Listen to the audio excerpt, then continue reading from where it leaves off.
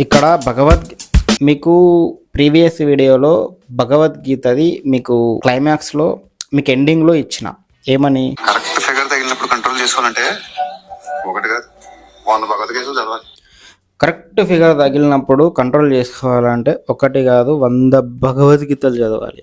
Correct figure తగిలినప్పుడు control చేసుకోవాలంటే ఒకటి కాదు 100 భగవద్గీతలు చదవాలి. అరే సినిమా తీసేవాడు సినిమా తీసుకోవాలి కానీ మధ్యలో డైలాగులు భగవద్గీతను యాడ్ చేయడం ఏంట్రా, బుద్ధుందారా నీకు? రే ఈ డైలాగ్ రాసిన డైరెక్టర్ అండ్ రచయిత రే మీ బ్రెయిన్స్ ఎక్కడున్నాయరా నాకు అర్థం కాదు. భగవంతుణ్ణి కూడా తీసుకొచ్చి ఎట్లా రాయ బుద్ధయిందిరా ఇట్లాంటి డైలాగు? మనిషారా నువ్వు ఎదవా? మళ్ళీ ఈడు పేరుకు పెద్ద ఫ్యామిలీ సినిమాలు తీస్తాడంట, ఫ్యామిలీ సినిమాలు. ముమైత్ ఖాన్ కంటే డేంజర్ రాసిండి డైలాగు చెత్తనా కొడుకు. నేను థంబ్నెయిల్లో మహేష్ బాబు ఫోటో వేసానని ఎవడైనా ఇది మహేష్ బాబుకి లింక్ పెట్టి కమెంట్ పెడితే మహేష్ బాబు ఫ్యాన్ వచ్చి హట్ అయితే మీకంటే పెద్ద కొండ ఫ్లవర్స్ గాళ్ళు ఎవ్వరు ఉండరు. ఇది మహేష్ బాబుకి అస్సలు సంబంధమే లేదు. ఆయన ఒక డైలాగ్ ఇది డైరెక్టర్ చెప్పినట్టు వినుండొచ్చు, బట్ ఆయన ఇంటెన్షన్ వేరే అయ్యి ఉండొచ్చు. టోటల్లీ నేను ఇది 90% డైరెక్టర్ది మాత్రమే ఫాల్ట్ అని చెప్తా. మహేష్ బాబుకి చాలా మంచి పనులు చేసిండు. మహేష్ బాబుని నేను చాలా లైక్ చేస్తా. దయచేసి అలా ఫ్యాన్స్ ఎవరైనా ఉంటే మాత్రం హట్ అయితే మాత్రం నేనేం చేయలేనురా, ఎందుకంటే మీరు కొండేరు పూలు. ఇది నేను మహేష్ బాబుకి లింక్ పెట్టి చేయట్లా, డైరెక్టర్ని రాసినోడిని పట్టుకొని నేను లింక్ పెట్టి వాళ్ళని అంటున్నా. సో టాపిక్లోకి పోతే ఒక్క భగవద్గీత కరెక్ట్ ఫిగర్ తగిలితే 100 భగవద్గీతలు చదవాలా? ఎవరు చెప్పిండ్రు 100 భగవద్గీతలు చదవాలని? మీకు సింపుల్గా ఒక మాట చెప్పాలా నేను? ముస్లిమ్స్లో నువ్వు ఎప్పుడైనా బ్రహ్మచారులను చూసినావా? ఒకప్పుడు వాళ్ళు 15 మందిని కనేటోళ్ళు, డజన్లు మందిని కన్నారు వాళ్ళ పాపులేషన్ కోసం ఇండియాలో. ఇప్పుడంటే రేట్లు ఎక్కువ అయిపోయినాయి కాబట్టి వాళ్ళు కంట్రోల్ అయినరు, కానీ ఒకప్పుడు కంట్రోల్ లేకుండా పిల్లల్ని కన్నారు వాళ్ళు. ఆ టైంలోనే ఒక బ్రహ్మచారి ఉన్నాడు, ఒకడు కరెక్ట్ కమెంట్ పెట్టిండు. మేబీ వాడు నన్ను ఇన్స్టాగ్రామ్లో ఫాలో అవుతాడు అనుకుంటా, అందుకే వచ్చి అబ్దుల్ కలాం అని పెట్టిండు. అబ్దుల్ కలాం తను అనుకుంటే 1000 మంది అప్సరసలు కరెక్ట్ ఫిగర్లు వస్తారు. బట్ కామంతో కూడా చూడకుండా జీవితాంతం బ్రహ్మచారిగా బతికిండు, ఇండియాకి ఎంతో సేవ చేసి పోయిండు.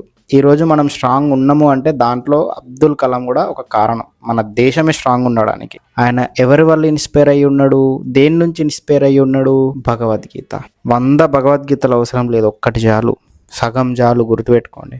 చాలా మంది ఉన్నారు. వివేకానందుడు పక్క దేశాలకు వెళ్ళినప్పుడు ఆయన నిలబడితే సైలెంట్గా ప్రతి ఒక్కరు వినేటోళ్ళు ఆయన ప్రస్థానం. ఒక అందమైన అమ్మాయి వస్తుంది, ఆవిడ కూడా పక్క దేశం అమ్మాయి, చాలా అందమైన అమ్మాయి వచ్చి నాకు నీలాంటి కొడుకు కావాలా, నువ్వు నీ తెలివి నీ సాహసం నాకు నచ్చింది, నీతో పడుకుంటే నీలాంటి కొడుకు పుడతాడు, నాకు నీతో సెక్స్ నేను నీతో పడుకుంటా అంటే నన్నే కొడుకుగా స్వీకరించు తల్లి అంటాడు. ఎంత తెలివి!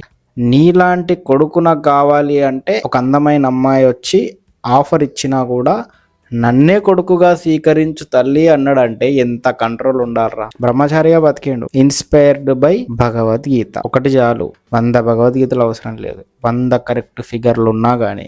ఇంకోటి కూడా చెప్తా, ఛత్రపతి శివాజీ మహారాజ్ శత్రువుల స్త్రీలు కళ్ళ ముందు అందంగా దొరికిపోయేటోళ్ళు, టచ్ కూడా చేయకుండా ఇండియన్ ట్రెడిషన్ ప్రకారం చీరలు పెట్టి రెస్పెక్ట్ఫుల్గా రిటర్న్ పంపించేటోడు. ఒక్క భగవద్గీత 100 కాదు.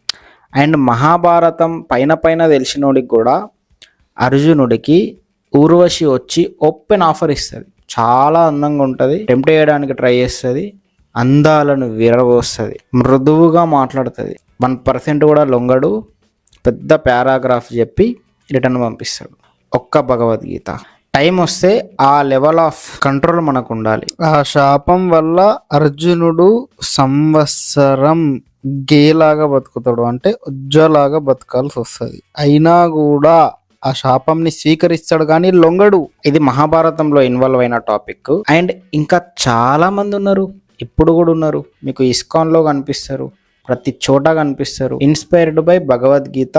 వాళ్ళు ఇప్పటికీ బ్రహ్మచర్యం మెయింటైన్ చేస్తారు, వాళ్ళకి మంచి బాడీ ఉంటుంది, మంచి డబ్బులు ఉంటాయి, అన్నీ ఉంటాయి. అనుకుంటే 10 మంది అమ్మాయిలు కూడా దొరుకుతారు. అంతేగా వాళ్ళు సింగిల్ గా ఉండడానికి ఇష్టపడతారు, బ్రహ్మచర్యంని మెయింటైన్ చేస్తారు. ఒక్క భగవద్గీత. నేను స్టార్ట్ చేసిన భగవద్గీత ఆల్రెడీ, మీరు కూడా స్టార్ట్ చేయండి.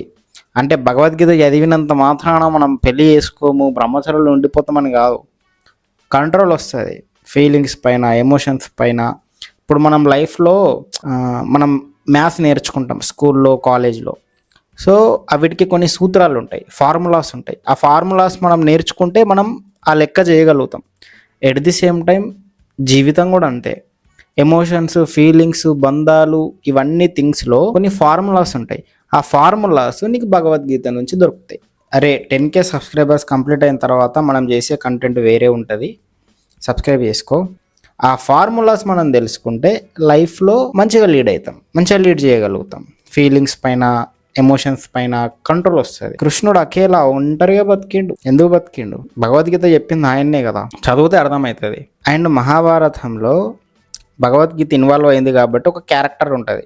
రాముడి తర్వాత అంత త్యాగం, అంత సిగ్మానెస్ నేను ఆ క్యారెక్టర్లో చూసిన. భీష్ముడు 16-20 ఏళ్ళ వయసులోనే రాజ్యాన్ని త్యాగం చేసేస్తాడు. నాకు రాజ్యం వద్దు అని చెప్పి 80-90 చచ్చిపోయేంత వరకు బ్రహ్మచర్యం తీసుకుంటా అని మాట తీసుకుంటాడు. ఒక్క కన్యను కూడా కామంతో చూడకుండా, రాజ్య లోభం లేకుండా చచ్చేంత వరకు పోరాడతాడు. పోరాడి చచ్చిపోతాడు, ఫిట్గా ఉంటాడు. మళ్ళీ 80-90 వరకు ఫైట్, కృష్ణుడికి టఫ్ ఫైట్ ఇస్తాడు.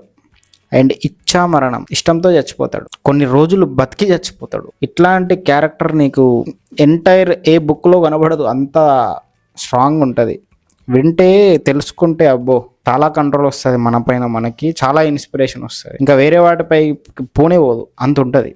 రాముడు కూడా శూర్పణఖ మధ్యలో చాలామంది, రాముణ్ణి ఇష్టపడని అమ్మాయి ఉండదు, కానీ రాముడు సీతనే. సో మనకి కెపాసిటీ, కంట్రోల్ ఇవన్నీ పెరగాలంటే ఇవి తెలుసుకోవాలి. ఫార్ములాస్ పైన నాలాగా పైన తెలుసుకున్నా కూడా చాలు. సో భగవద్గీత స్టార్ట్ చేయండి. వీళ్ళంతా సినిమా వాళ్ళు వేసే డైలాగులు ఫేక్, వాళ్ళకి పైన కూడా అండర్స్టాండ్ ఉండదు. ఇక ఏం చేస్తారో మనకు అర్థం కాదు, నాకు నోట్లకి వెళ్ళి మాటలు వస్తాయి. భగవద్గీత చదువుదాం, నేర్చుకుందాం. నేనైతే భగవద్గీత సిరీస్ని వారానికి ఒకటి రీల్ వేస్తున్నా నా ఇన్స్టాగ్రామ్లో. వెళ్ళి నన్ను ఫాలో కావచ్చు. రాడ్ రోస్ట్ అని కొడితే వచ్చేస్తుంది, రాడ్ ఫిట్ రోస్ట్ అని కొడితే వచ్చేస్తుంది ఇన్స్టాగ్రామ్లో. వెళ్ళి ఫాలో చేసి పెట్టుకోండి. అండ్ ఇక్కడ దాకా వచ్చిన అంటే లైక్ చేయండి, కమెంట్ చేయండి, మీ ఫ్రెండ్స్ కూడా షేర్ చేసి రోషన్కి ఎడ్యుకేట్ చేయండి. ఇక్కడ దాకా వచ్చిన సబ్స్క్రైబ్ చేసుకోండి. మీరు సబ్స్క్రైబ్ చేసుకుంటే మరిన్ని వీడియోలు చేయగలుగుతా. 10K సబ్స్క్రైబర్స్ కంప్లీట్ అయిన తర్వాత మనం చేసే కంటెంట్ వేరు ఉంటుంది. జిమ్కి వెళ్ళండి, ఫిట్గా ఉండండి.